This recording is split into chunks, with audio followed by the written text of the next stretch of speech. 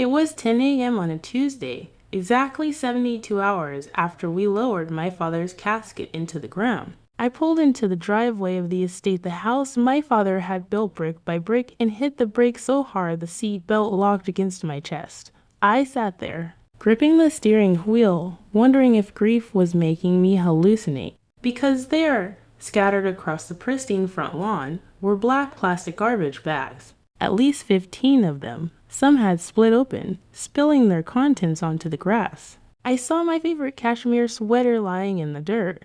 I saw my laptop charger, a framed photo of my mother, and my entire collection of books tossed out like refuse. My heart didn't race. It stopped. I turned off the engine and watched the front door open. Linda stepped onto the porch. My stepmother. She was wearing a silk floral kimono, my father's robe draped over her shoulders. In her hand, she held a crystal glass filled to the brim with Chardonnay. She didn't look like a grieving widow. She looked triumphant.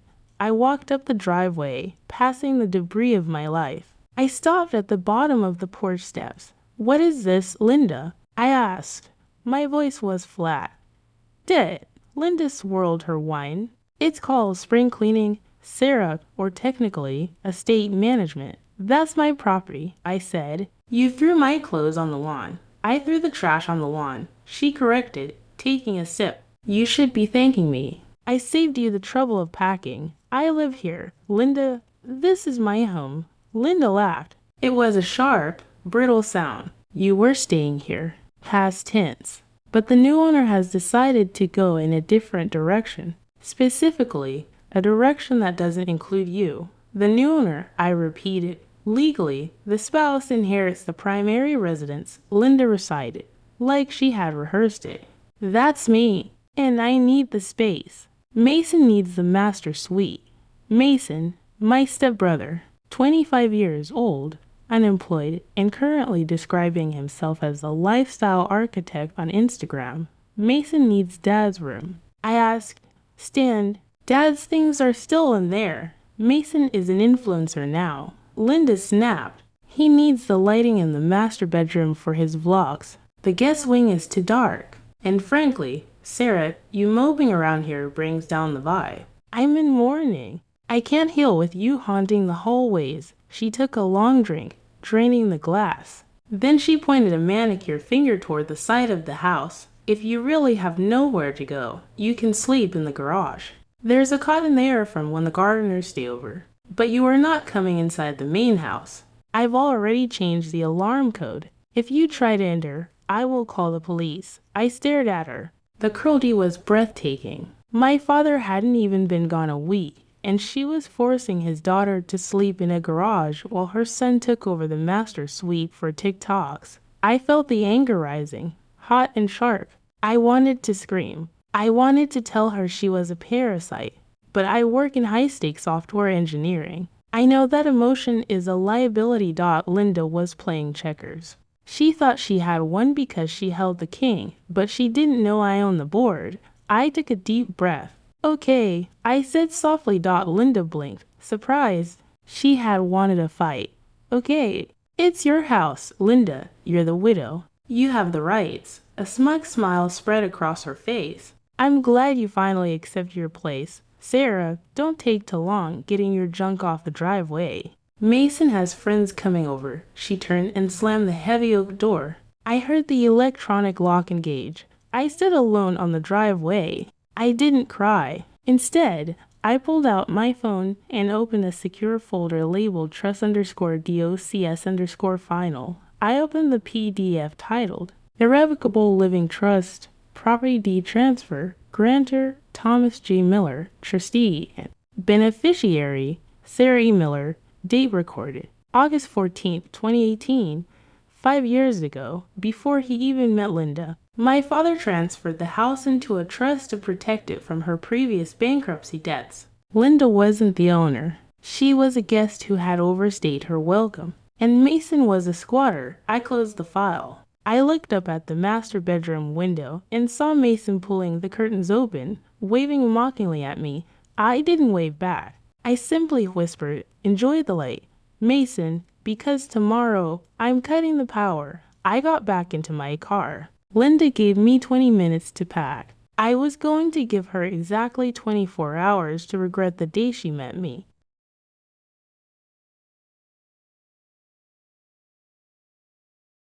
I drove a few blocks down the road and pulled into a quiet coffee shop parking lot to gather my thoughts. My hands were steady now. The initial shock of seeing my life scattered on the lawn had faded, replaced by the cool, familiar hum of problem solving. This is what I do. I look at broken systems and I find the fixed dot to Linda and Mason. I was just Sarah, the struggling freelance assistant who lived out of a suitcase and drove rental cars because she couldn't afford her own.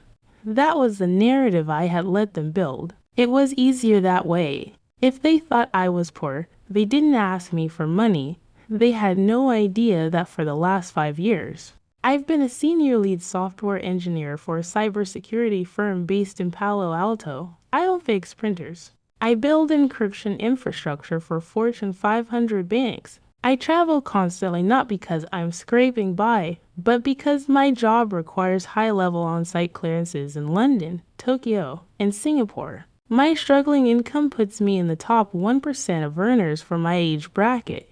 But I never wore designer logos, and I never bragged. My father taught me that wealth whispers. Money shall stop. My father, Thomas, understood that better than anyone. He was a quiet man, a man who built his fortune in commercial real estate without ever needing to put his name on a billboard. The house on Oakwood Drive, the one Linda had just locked me out of, was his masterpiece. It was a custom-built, 6,000 square foot estate valued at just over $2.5 million. It wasn't just a house. It was the physical manifestation of his life's work. He picked out every slab of marble, every mahogany plank for the library. Then came Linda. She met my father 5 years ago at a charity gala. She was charming, vibrant, and looked at him like he was the only man in the room. Or, more likely, the only wallet. Linda was obsessed with status. She lived for the approval of the country club set, terrified that someone might discover she had filed for Chapter 7 bankruptcy twice before she met my dad. And then there was Mason, her golden child, at 25. Mason was a professional drain on society. He had tried being a DJ, then a personal trainer, and now, apparently, a lifestyle coach and influencer. He had never held a W-2 job for longer than 3 months. During my father's illness, while I was flying back and forth coordinating doctors and sleeping in the hospital chair, Mason was asking Dad if he could borrow the vintage Porsche for a photo shoot. Dad usually said yes.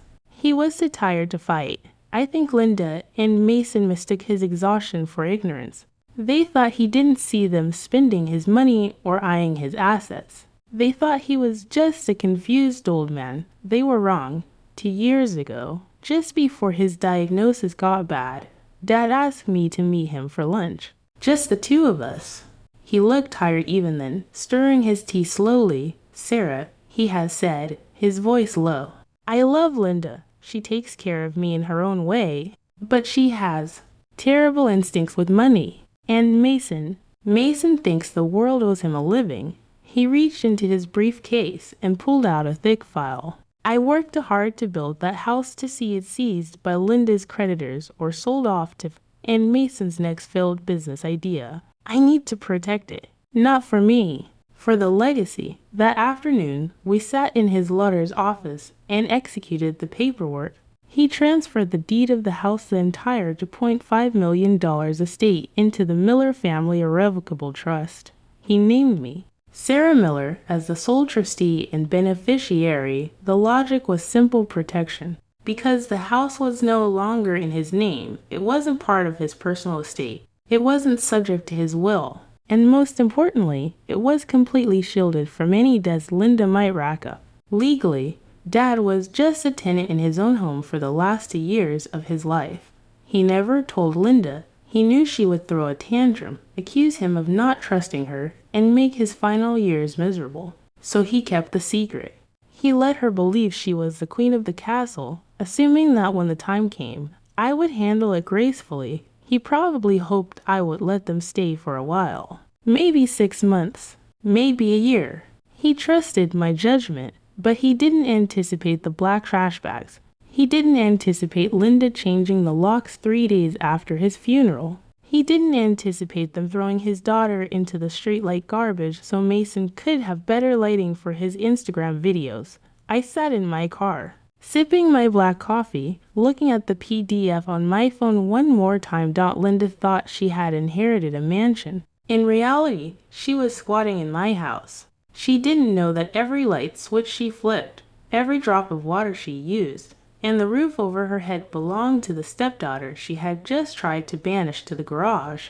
I wasn't the poor relation. I was the landlord, and the landlord was done being lenient.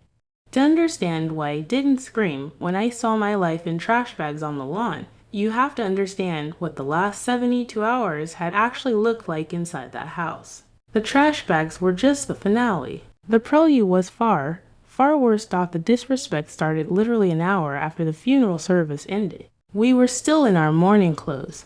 I was sitting in the kitchen, staring into a cup of lukewarm tea, trying to process the fact that my dad was really gone. Linda walked in, poured herself a glass of wine, her third since we got home, and didn't even ask how I was doing. She leaned against the counter, her eyes gleaming with a frantic sort of greed. "Where is the key, Sarah?" I looked up, blinking. "The key to the vault," she snapped, pointing toward Dad's private study. "The Diebold floor safe. Your father told me he kept his liquidity in there. Bonds, emergency cash. He mentioned something about $500,000 in bearer bonds a few years ago. I need to secure it before the estate lawyers start poking around and freezing things." I almost laughed. Dad had kept bonds in there, maybe 10 years ago, but he liquidated them to pay for Linda's second failed boutique opening. The safe was currently empty, save for his old army medals and a few sentimental watches. "I don't have the key, Linda," I lied smoothly. "Dad kept it on his personal ring. I assume you have it." She scowled, slamming her glass down. "I've looked everywhere. If you're hiding it, Sarah, that's theft. Mason needs that capital. He has a brand launch coming up, and your father wanted him to have a head start." That was the phrase she kept repeating like a mantra, head start. Later that night, she cornered me in the hallway. "We need to discuss the life insurance," she said, her voice dropping to a conspiratorial whisper. "The policy pays out $500,000. Half to me, half to you. That's standard." I said, "It's not fair." She corrected me. "Sarah, look at you. You have your little computer job. You're single. You have no expenses. Mason has potential. He's building an empire, but he needs seed money. I think. No, I know your father would want you to sign your portion over to Mason. It's the right thing to do. You don't need it. Mason does." I looked at her, stunned. She wasn't asking. She was telling me that my financial stability was less important than her son's imaginary empire. "I'm not signing anything over, Linda," I said quietly. She glared at me. "Selfish. Just like your mother." But the breaking point, the moment that truly sealed her fate, happened the next morning. I had gone out to meet with the funeral director to settle the final bill. When I came back, the house smelled overwhelmingly of chemical fumes, paint, cheap acrylic paint. I followed the smell to the library. My father's library was a sanctuary. It was floor-to-ceiling mahogany, dark and rich, smelling of old paper and pipe tobacco. He had spent 40 years collecting first editions and rare vinyl records. It was the heart of the house. I stood in the doorway and felt the blood drain from my face. Mason was there, wearing a pair of paint-splattered jeans and no shirt, holding a roller. He had covered the exquisite, hand-carved mahogany paneling with a thick, blindingly bright coat of high-gloss white paint. "What are you doing?" I gasped, stepping into the room. The beautiful wood grain was gone, suffocated under the sticky white mess. Mason turned, smirking. He had earbuds in. "Yo, Sarah," brightening the place up. The dark wood was totally depressing. Man, bad vibes for the stream. "I'm turning this into my content studio, going for that minimalist Apple Store look. You know, you painted the mahogany," I whispered, touching a wet wall. "It wasn't just painted. It was ruined. You can't strip that kind of paint off without destroying the wood underneath. Yeah, looks clean. Right. He dipped the roller again. Mom said it was fine. She said it's my house now, so I should make it mine. Then I looked at the shelves. They were empty. Where are the records? I asked, my voice rising. Mason, where is Dad's vinyl collection? There were over 500 albums. Original pressings of Pink Floyd, Miles Davis, Led Zeppelin. A collection worth easily $20,000, but priceless in sentiment. Mason shrugged, not even looking at me. Oh, that dusty old junk. I sold it this morning. Some guy from Craigslist came by with a van. Gave me $500 for the lot. Used it to buy this new mic setup. He pointed to a shiny new microphone on the desk. $500. I choked out. Mason, that collection was worth thousands. Dad loved those records. Chill. Sarah, he laughed, rolling his eyes. It's just plastic discs. Nobody listens to vinyl anymore. It's all about digital now. You need to stop living in the past. I stood there, surrounded by the fumes of the destroyed library, looking at the empty shelves where my father's soul used to reside. Mason didn't see a library. He saw a backdrop. He didn't see a legacy. He saw a quick $500. That was the moment.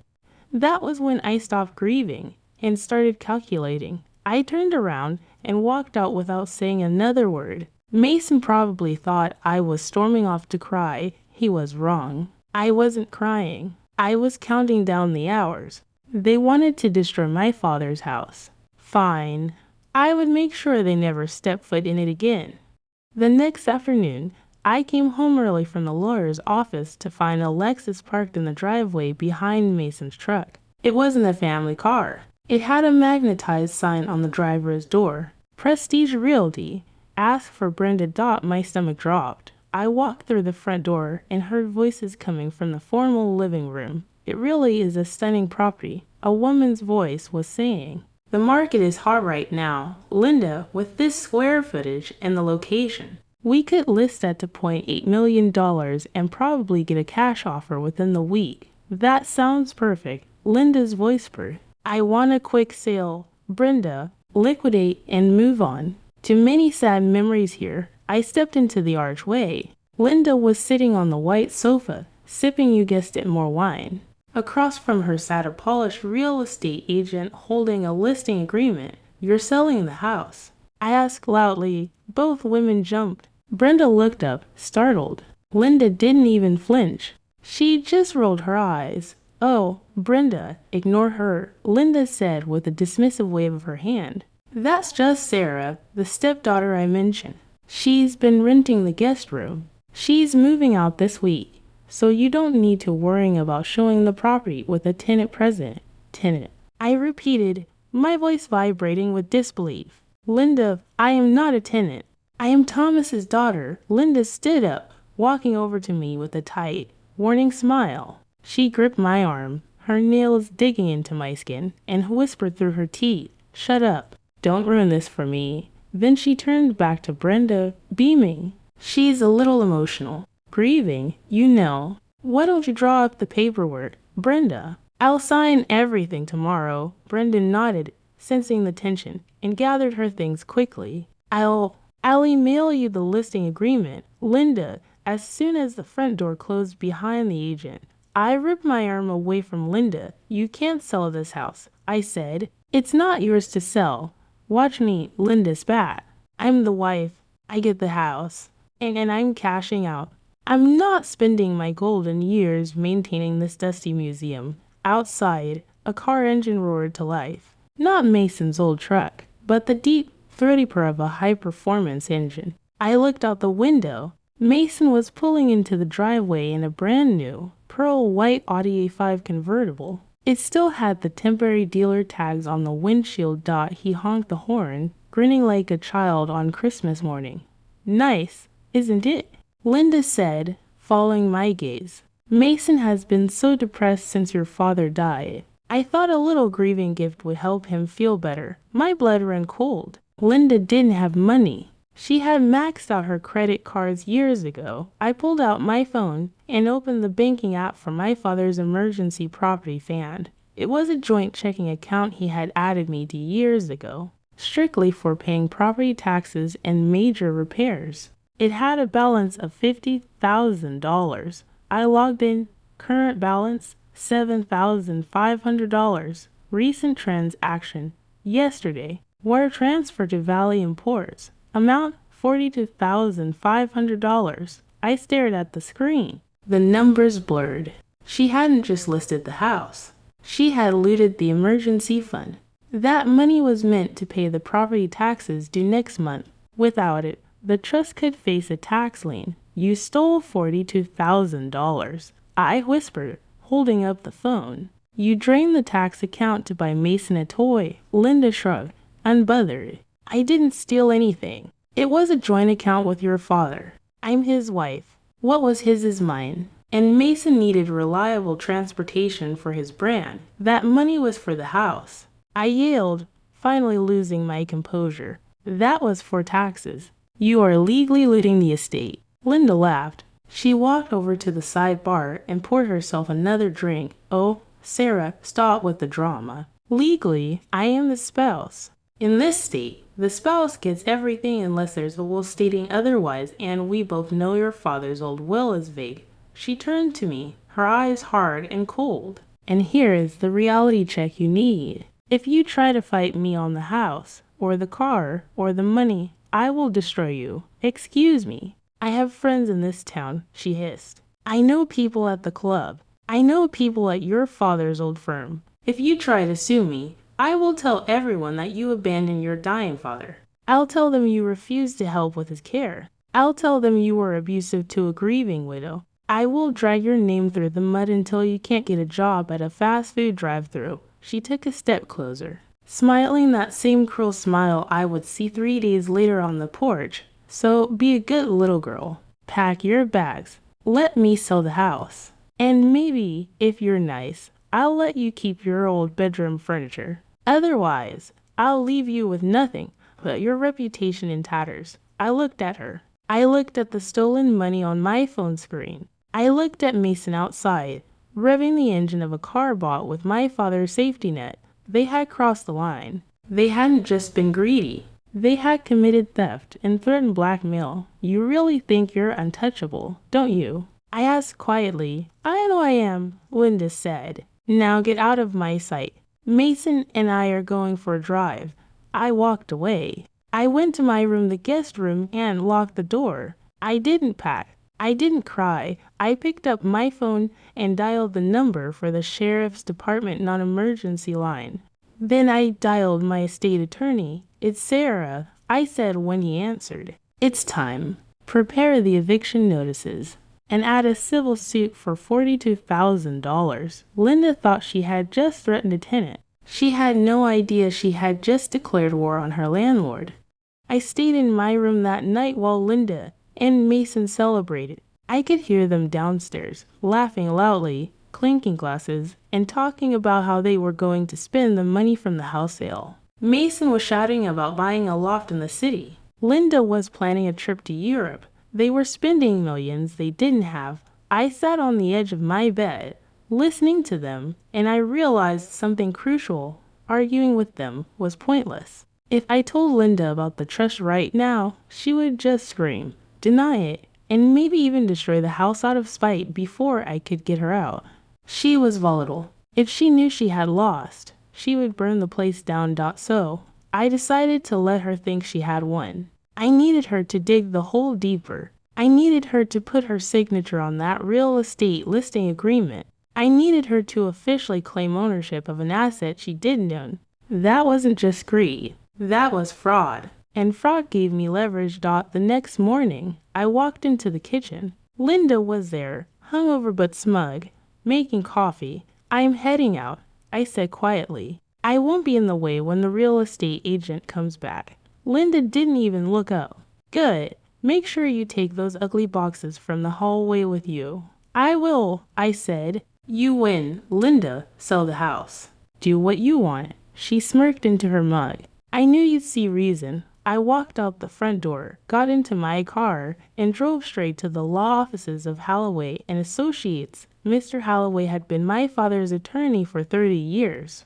He was an old-school lawyer, suspenders, oak desk, and a terrifying knowledge of property law. When I told him about the $42,000 car and the real estate listing, his face turned a shade of red I had never seen before. She spent trust funds on a personal vehicle, he asked, tapping his pen against the desk, and she is attempting to list a trust property for sale without being the trustee. Yes, I said. She thinks she inherited it directly. That is criminal fraud, Holloway said, his voice low and dangerous. She is attempting to sell property she does not hold title to, and accessing that bank account. That account was nominally joint, but the funds were designated for trust maintenance. We can argue misappropriation. I want them out, I said. Today, tomorrow, as soon as possible. We can do better than that, Holloway said, opening his laptop. Since the house belongs to the trust, and you are the sole trustee, Linda is essentially a guest whose invitation has been revoked. We don't need a lengthy eviction process if we can prove she is damaging the asset. The painted library, the theft of the funds. That's waste in legal terms. It gives us grounds for immediate removal. He started typing. I am drafting the documents right now. First, a notice to vacate for cause. Second, a cease and desist order to Prestige Realty, informing them that their client does not own the property she is trying to list. If Brenda tries to list this house, she loses her license. Don't send it to Brenda yet, I said, a plan forming in my mind. Let Linda sign the listing agreement first. Let her commit to the lie on paper. Holloway smiled a sharp, shark-like smile. I like how you think, Sarah. While he drafted the legal nukes, I handled the logistics. I logged into the utility accounts on my phone. The electricity, the water, the gas, the high-speed fiber internet Mason needed for his streaming career, they were all in my father's name, paid automatically from the account Linda had just drained. Since the account was empty, the bills were about to bounce anyway. But I decided to speed up the process. I contacted the electric company. Hi, I'm the executor for Thomas Miller. The account holder is deceased. Please freeze the account immediately to prevent unauthorized usage. Certainly, ma'am. We can shut off service remotely within 24 hours. Please do, I said, and the internet too. Next, I called the bank. I am reporting unauthorized activity on the joint checking account ending in 4,590. I have reason to believe the debit card was used by a third party. We will freeze the remaining funds and flag the card as stolen. The agent confirmed. Thank you. I hung up. The trap was set. Linda thought she was a wealthy widow about to cash out for millions. In reality, she was about to be a trespasser in a house with no lights, no internet, and a debit card that would be declined at the grocery store. I spent the rest of the day in a hotel room, watching the clock. I imagined Linda signing the listing paperwork with Brenda, drinking champagne, celebrating her victory. I imagined Mason polishing his stolen Audi in the driveway. They were celebrating the theft of my father's legacy. But the celebration was about to end. Darkness wasn't just coming for them metaphorically. It was literally coming for the house, and I would be there when the lights went out. The climax happened on a Friday evening, exactly 48 hours after I had moved out.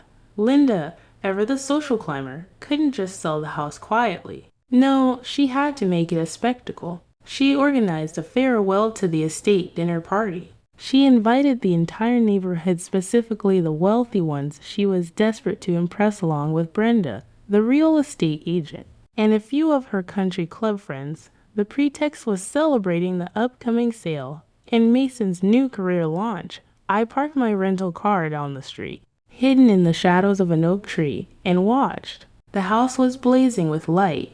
Every chandelier was on. Music drifted out of the open windows.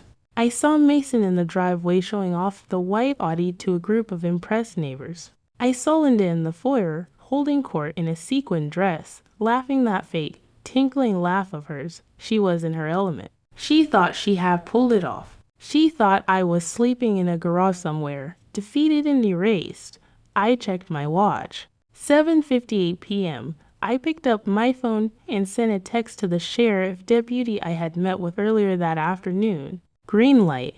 Then I opened the utility app on my phone. The remote disconnect request was queued. I hovered my finger over the confirm and dot inside the house. I could see them moving into the dining room. Linda raised the glass for a toast. I could imagine the words, to new beginnings, to wealth, to getting what we deserve. I pressed confirm. 3 seconds later, the house plunged into absolute darkness. The music cut out.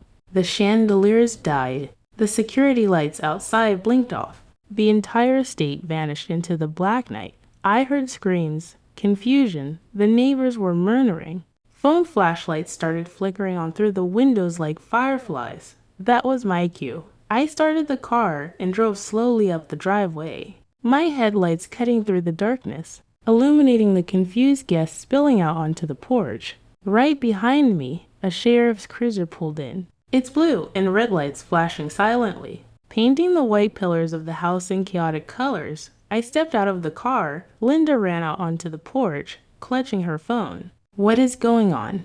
Who turned off the power? Sarah, is that you? She saw me. She saw the sheriff getting out of his car. Her face went from confusion to fury. Sarah, did you do this?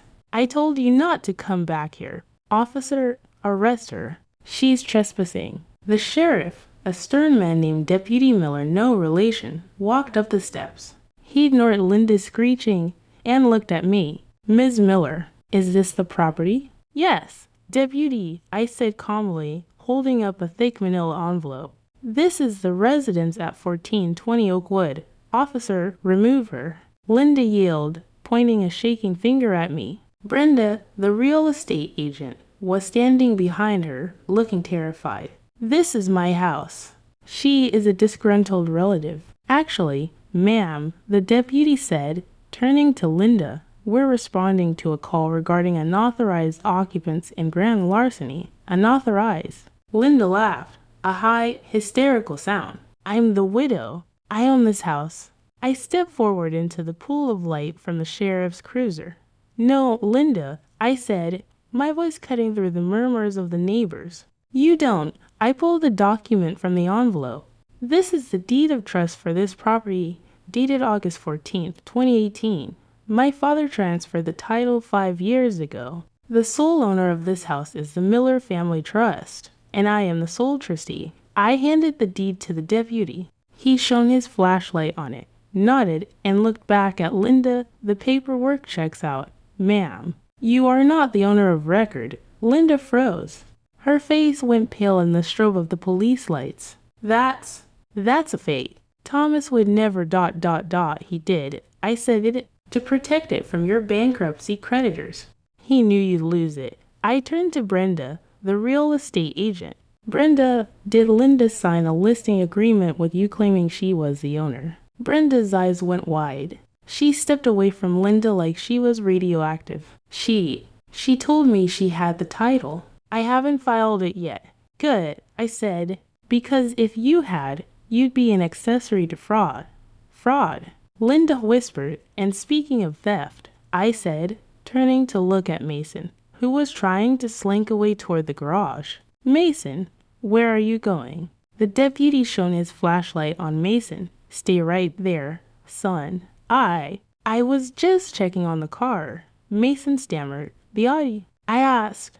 I pulled out a second document, the bank statement. The Audi you bought yesterday with $42,000 wired from the trust tax account. I handed the statement to the deputy. That account was for property taxes. Linda and Mason accessed it without authorization and drained it to purchase that vehicle. That is embezzlement and grand larceny. The deputy looked at the bank record, then at the shiny white car. He walked over to Mason. Son, I am going to need the keys to that vehicle. It's evidence in a theft investigation. No, Linda screamed, rushing forward. It was a gift. My husband wanted him to have it. Your husband didn't buy it. Ma'am, the deputy said, blocking her path. You bought it with money that didn't belong to you. Mason, shaking, handed over the keys. He looked at the neighbors watching him, the influencer stripped of his toy in front of his audience. The deputy turned back to Linda. Ma'am, the owner of this property, Miss Sarah Miller, has formally revoked your permission to stay here. Given the damage to the interior and the theft of funds, you are being served with an immediate notice to vacate. You can't throw me out. Linda wailed. I have nowhere to go. My guests are here. You have 20 minutes to gather your personal essentials, the deputy said coldly, or I can arrest you for trespassing right now. I stepped closer to her. The darkness of the house loomed behind her, a giant, silent beast that had finally spat her out. You gave me 20 minutes to pack. Linda, I whispered, I'm giving you the same courtesy. Get your trash off my driveway. The neighbors watched in stunned silence as the lady of the manor was reduced to a squatter. The lights were out. The party was over, and for the first time in 5 years, the house felt clean. The 20 minutes that followed were the longest of Linda's life, and arguably the most satisfying of mine. The sheriff's deputy stood in the foyer, arms crossed, watching as Linda and Mason frantically threw their belongings into bags. The irony wasn't lost on anyone. Since they had no suitcases packed, they thought they were staying forever. They had to use the very same roll of heavy-duty black trash bags they had bought to evict me. I watched from the doorway of the living room. I didn't offer boxes. I just watched. Linda was sobbing, sweeping armfuls of her designer clothes, mostly knockoffs. I realized now into the plastic sacks. Mason was trying to dismantle his recording equipment in the dark, cursing as he tripped over cables. This is illegal. Linda shrieked, stuffing a jewelry box into a bag. I'm contacting my lawyer. You'll hear from us, Sarah. You'll regret this. You don't have a lawyer, Linda, I said calmly. You can't afford one. And even if you could, you stole $42,000 from a trust. No lawyer in this state can defend that. When the 20 minutes were up, the deputy checked his watch. Time's up. Folks, let's go. They dragged their trash bags out the front door, past the silent, judging stares of the neighbors who were still lingering by their cars. The shame was palpable. The woman who had spent 5 years pretending to be the queen of Oakwood Drive was leaving like a thief in the night. They tried to walk toward the white Audi. Ah, not that car, the deputy said, stepping in front of them.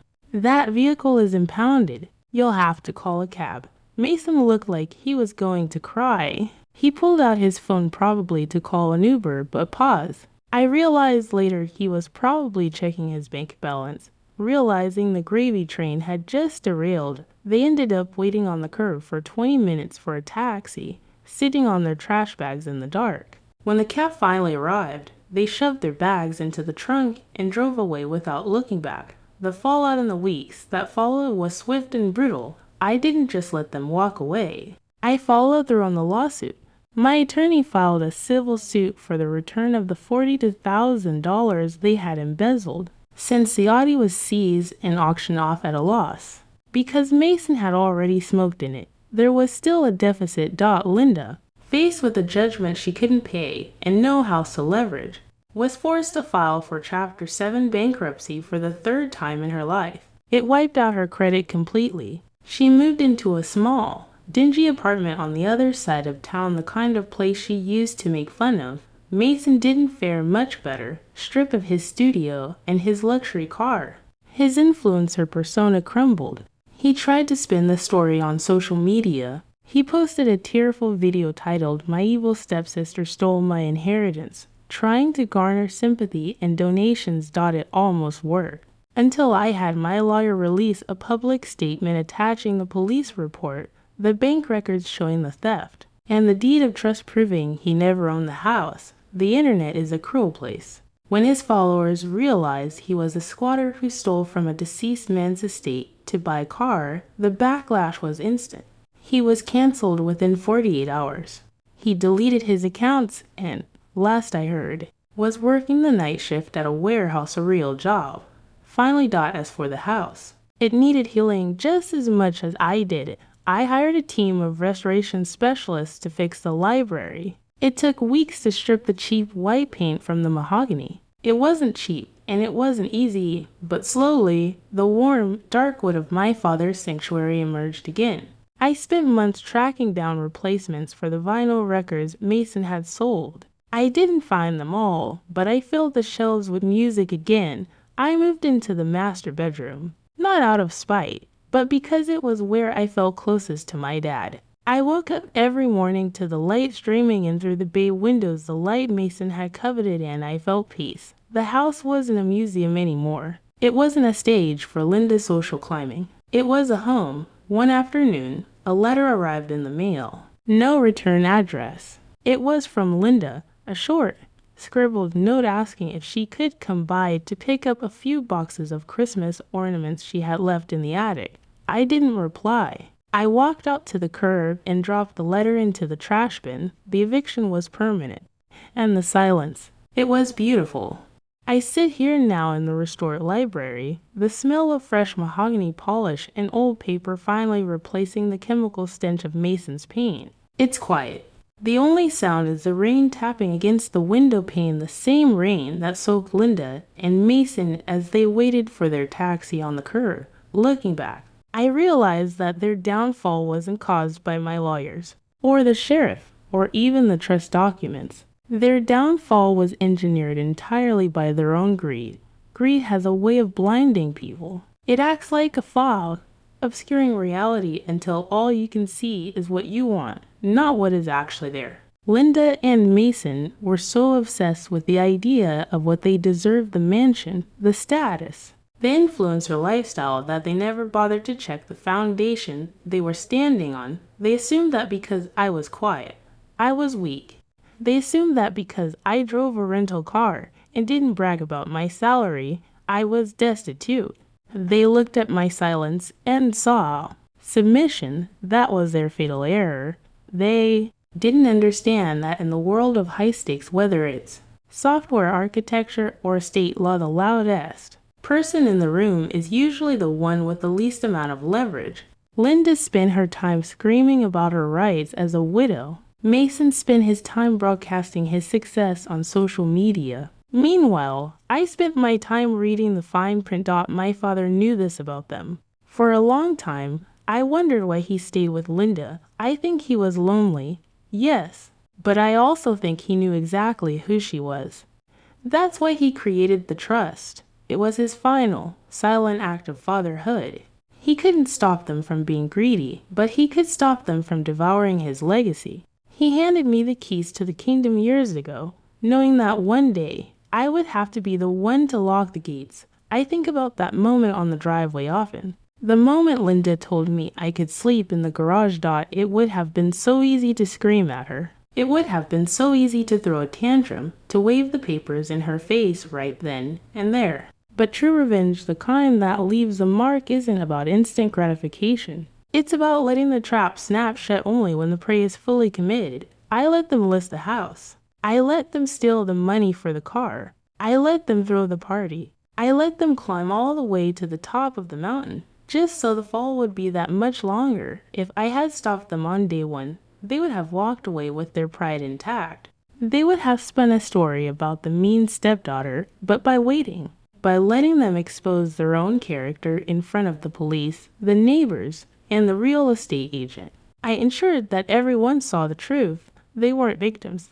They were thieves. There is a lesson here for anyone who feels like the scapegoat, for anyone who feels like they're being pushed out of their own life by people who talk louder and take more. Don't mistake your patience for cowardice. You don't need to shout to prove your worth. You don't need to fight for a seat at a table that you already own. Sometimes, the most powerful thing you can do is step back, let them think they've won, and wait for the lights to go out. I still have the photo on my phone of those black trash bags on the lawn. I keep it not out of anger, but as a reminder. They tried to throw me away like garbage. They tried to erase me from the narrative of my own family, but in the end, they were the ones standing on the curb with their lives in plastic sacks. They wanted to throw me out of my own life. Instead, they walked themselves right out the door. I take a sip of my tea and look out at the driveway. It's empty now. No stolen Audi, no real estate signs. Just a long, winding path leading to the home my father built for me. People say silence is golden. I disagree. Silence is dangerous. Silence is calculating. Silence isn't weakness. Sometimes it's just the sound of someone loading a weapon. This is silent karma. We don't get even. We get ahead. If you enjoyed this story of justice served, make sure to hit that subscribe button and turn on notifications. You never know when the lights might go out on the people who wronged you. Stay silent. Stay strong.